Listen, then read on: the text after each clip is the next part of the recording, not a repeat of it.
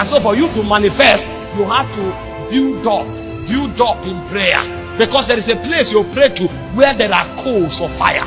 That's where your tongue will be touched. And if your tongue is touched, it will be purged. When you come back, you can become a prophet.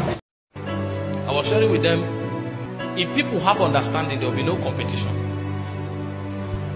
God, two people comes before God, makes up their mind to do everything he wants them to do. And then wisdom for prosperity begins to find expression in this man. Find expression. So he begins to. And before you know it, he prospers. Everything this other one does not secure wisdom for prosperity. Rather, it secures hunger for prayer. Hunger for prayer. And then he finds himself praying more. Every time he presses into God, it is appetite for prayer that is developed. So at the end of the day, two of them started from one point of decision. This one grows and becomes a prosperous man. This one grows and becomes a heavy intercessor. If you look at them and judge them from circumstance, you may be very wrong. This guy has everything that life has to offer. This guy is very, very poor in the natural. And then you say, this man is serving God right. You don't have understanding. Because if you judge them from the context of kingdom, this guy that has prosperity, all that is his is what he will eat and drink. Every other thing he has is for advancement of the kingdom. So the power God has given to him to advance the kingdom is wealth. This guy, all that he will need for eating and drinking, God will still provide. But the power God has given to him is prayer power to push the kingdom forward. So help me please. Prayer power to pull the kingdom forward. So if you don't see from the realm of God, you may be judging from natural things. And then you say, this man I've lost out. He's not wise. And then when you even come to preach, you start saying, some of these people that think spirituality is all about praying, all about fasting. You are not wise. There is a higher vista through which we see things from the realm of God. He said, thou shalt remember the Lord your God, for it is him that giveth thee power to get wealth. Why? That you may advance the covenants that he has given to your fathers, even unto this day. This man with his 10 billion will not need to eat what this man cannot eat. All they need to eat is to be satisfied.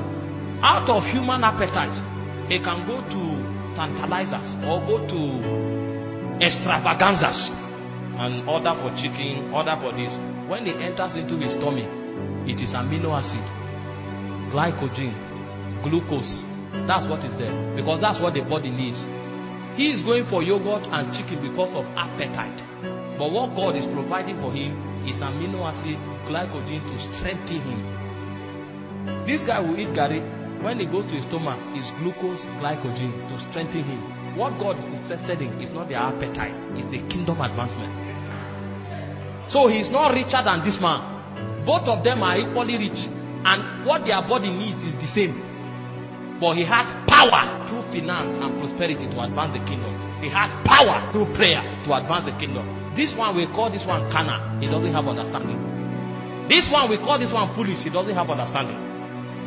So when you come to a point where you begin to make statements like this, you need to be schooled to have accurate understanding, so that when you begin to go far, as your path begin to journey through your purpose, you will not be discouraged.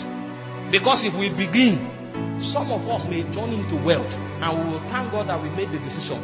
Some of us will be led to where we'll be slaughtered. But that place where our blood touches the ground, it becomes a memorial. Sometimes the kind of death you receive is what will justify the life you have lived. Some of us, it's our death that will give us relevance, not our lives. When we make this kind of decision, it will open a lot of paths and a lot of channels.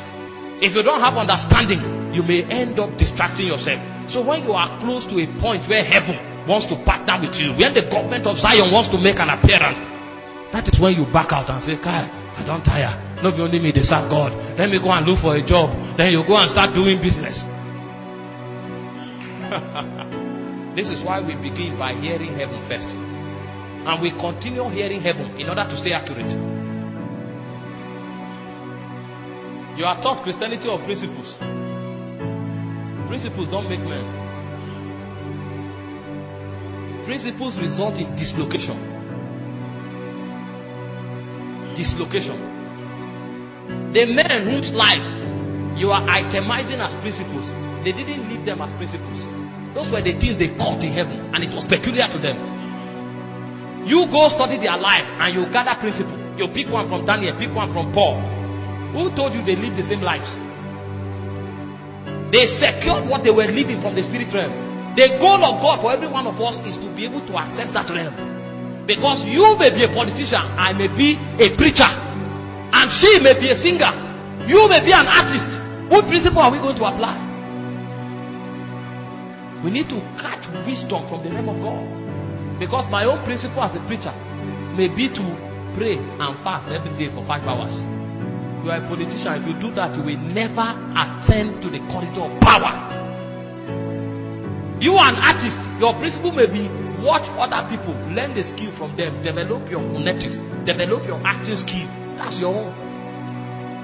The moment I try to pick what you are doing, I'll be dislocated. That's why you see apostles today in businesses, and you see politicians carrying the mic. So every day they carry the mic. They talk about money. You need to give to God. You know, God loves you. You need to. All their message is money. They are businessmen. They want to use the gospel to justify it. They are businessmen. That's their DNA. They can't preach any other thing.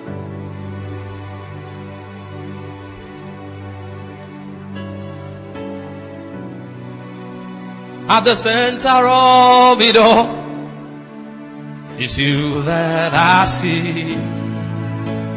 It's you that I see.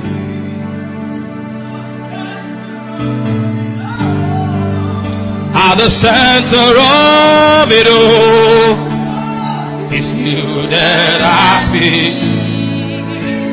It's you that I see. And so for you to manifest, you have to build up in prayer. Because there is a place you pray to where there are coals of fire.